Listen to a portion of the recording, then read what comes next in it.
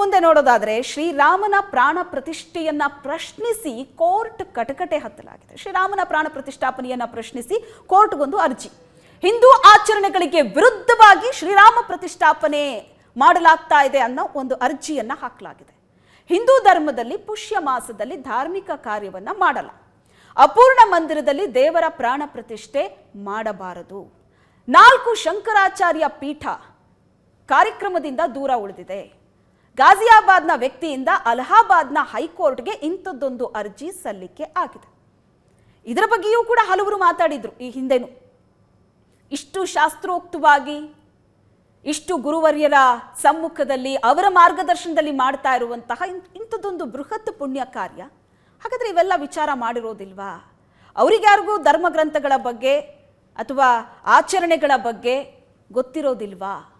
ಯಾಕಿಂಥ ಪ್ರಶ್ನೆಗಳನ್ನು ಇವರುಗಳು ಮಾತ್ರ ಮಾಡ್ತಿದ್ದಾರೆ ಅನ್ನೋದನ್ನು ಕೂಡ ಪ್ರಶ್ನೆ ಮಾಡಿದವರು ಇದ್ದಾರೆ. ಅಲ್ಲಿ ಒಂದು ಪ್ರಶ್ನೆ ಬಂದರೆ ಅದಕ್ಕೊಂದಷ್ಟು ಮರು ಪ್ರಶ್ನೆ, ಒಂದು ಹೇಳಿಕೆ ಬಂದರೆ ಅದಕ್ಕೊಂದಷ್ಟು ಮರು ಹೇಳಿಕೆ ಬರ್ತಾನೆ ಇದೆ. ಇಂಥ ಹಲವು ವಿಚಾರಗಳು ವಿವಾದಕ್ಕೂ ಕಾರಣ ಆಗ್ತಾ ಇದೆ.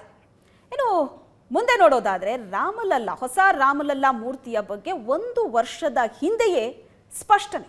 2023ರ ಏಪ್ರಿಲ್ನಲ್ಲೇ ಹೊಸ ರಾಮಲಲ್ಲ ಮೂರ್ತಿ ಬಗ್ಗೆ ಟ್ರಸ್ಟ್ ನಿರ್ಧಾರವನ್ನ ತೆಗೆದುಕೊಂಡಿತ್ತು, ಸ್ಪಷ್ಟನೆ ಕೂಡ ಕೊಟ್ಟಿತ್ತು. 5 ಅಡಿ ಎತ್ತರದ ಹೊಸ ರಾಮಲಲ್ಲ ಮೂರ್ತಿ ಪ್ರತಿಷ್ಠಾಪನೆಗೆ ನಿರ್ಧಾರ. 1949ರಲ್ಲಿ ಪ್ರಕಟಗೊಂಡಂತಹ ರಾಮಲಲ್ಲ ವಿಗ್ರಹ ಏನಿದೆ ಅದನ್ನ ಉತ್ಸವ ಮೂರ್ತಿಯಾಗಿ ನಾವು ಬಳಕೆ ಮಾಡ್ತೀವಿ, ಉತ್ಸವ ಮೂರ್ತಿಯಾಗಿ ನಾವು ಅದನ್ನ ಇಡ್ತೀವಿ. 43 ವರ್ಷಗಳ ಕಾಲ ವಿವಾದಿತ ಕಟ್ಟಡದಲ್ಲಿದ್ದಂತಹ ರಾಮಲಲ್ಲ ಮೂರ್ತಿ, ಈಗೇನು ಪ್ರಶ್ನೆ ಕೇಳ್ತಾ ಇದ್ದಾರೆ, ಏನಾಯ್ತು ಆ ಹಳೆ ಮೂರ್ತಿ, ಅದನ್ನ ತೆಗೆದು ಪಕ್ಕಕ್ಕಿಟ್ಟಿದ್ದೀರಾ, ಆ ಮೂರ್ತಿಯನ್ನ ಯಾಕೆ ಹೊಸ ರಾಮ ಮಂದಿರದಲ್ಲಿ ಪ್ರತಿಷ್ಠಾಪನೆ ಮಾಡ್ತಾ ಇಲ್ಲ ಅಂತ ಏನು ಪ್ರಶ್ನೆ ಕೇಳಿದ್ದಾರೆ. ಇದರ ಬಗ್ಗೆ ರಾಮ ಮಂದಿರ ಟ್ರಸ್ಟ್ ವರ್ಷಗಳ ಹಿಂದೆಯೇ ಸ್ಪಷ್ಟನೆಯನ್ನ ಕೊಟ್ಟಿತ್ತು. ಬಾಬ್ರಿ ಮಸೀದಿ ಧ್ವಂಸ ಆದ ನಂತರ ಆ ರಾಮಲಲ್ಲ ಮೂರ್ತಿ ಏನಿತ್ತು ಅಲ್ಲಿ ಅದು ಟೆಂಟ್ನಲ್ಲಿತ್ತು. 18 ವರ್ಷಗಳ ಕಾಲ ಟೆಂಟ್ನಲ್ಲಿಯೇ ರಾಮಲಲ್ಲ ಮೂರ್ತಿ ಇತ್ತು. ರಾಮಲಲ್ಲ ಮೂರ್ತಿ ತುಂಬಾ ಸಣ್ಣದು ಅನ್ನೋ ಕಾರಣಕ್ಕೆ ಈಗ ಹೊಸ ಮೂರ್ತಿಯನ್ನ ನಾವು ರೆಡಿ ಮಾಡ್ತಾ ಇದ್ದೀವಿ. 1949ರಲ್ಲಿ ಪ್ರಕಟವಾದಂತಹ ಮೂರ್ತಿ ಏನಿದೆ ಅದನ್ನ ಉತ್ಸವ ಮೂರ್ತಿಯಾಗಿ ಅದು ದೇವಸ್ಥಾನದಲ್ಲೇ ಇರುತ್ತೆ, ಗರ್ಭಗುಡಿಯಲ್ಲಿ.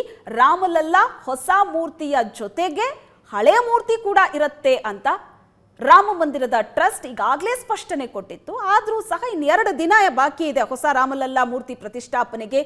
ಈಗ ಒಂದಷ್ಟು ಪ್ರಶ್ನೆಗಳ ಮೇಲೆ ಪ್ರಶ್ನೆಗಳು ಬರ್ತಾ ಇದೆ, ಕೆಲವೊಂದಷ್ಟು ಪ್ರಶ್ನೆಗಳು ವಿವಾದಕ್ಕೂ ಕೂಡ ಕಾರಣವಾಗ್ತಾ ಇದೆ.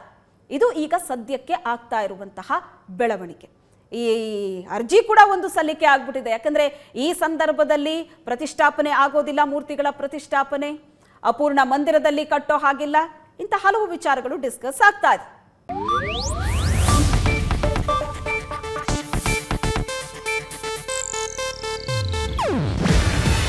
ಇದು ಏಷ್ಯಾನೆಟ್ ನ್ಯೂಸ್ ನೆಟ್ವರ್ಕ್ ಪ್ರಸ್ತುತಿ.